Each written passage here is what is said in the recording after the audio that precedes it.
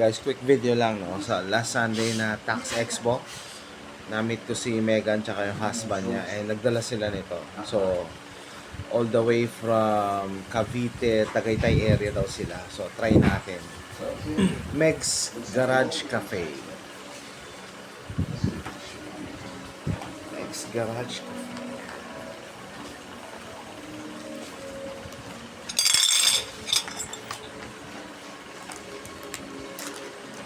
Okay. So, para siyang kala ko brownie pero hindi siya dark.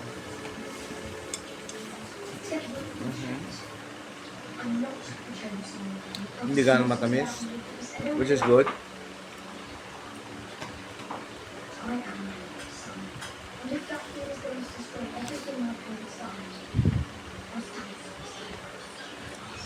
May nuts to.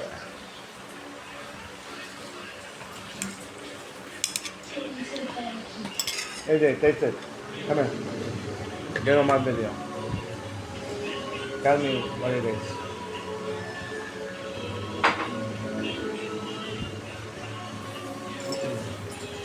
What is it? I don't know.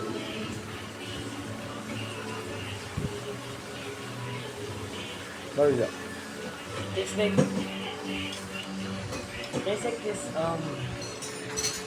Hindi siya chocolate brownie, pero brownie consistency niya.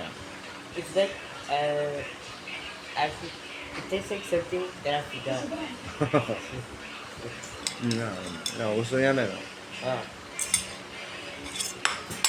Ang maganda sa kanya, hindi siya masyadong matamis. Kaya hindi ka rin susuya basta. Tsaka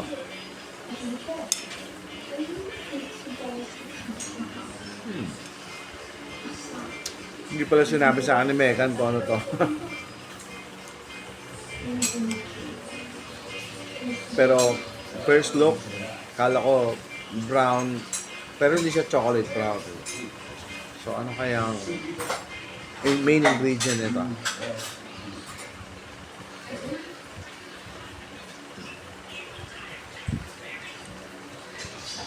Garage Cafe. So, if I have to guess, sa bahay lang nila yung bake shop niya. Pero maganda. Presentation, the brand, tsaka yung lasa. Masarap siya, yung hindi ka basta magsasawa dahil sobrang tamis. Hindi siya gano'n. Makakadami ka.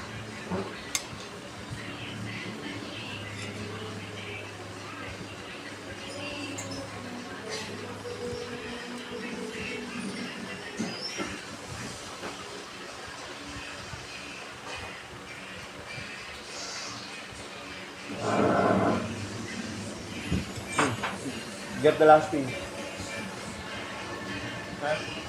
Get the last piece. Do you like it? I don't know. Mamili na lang. Okay, yan.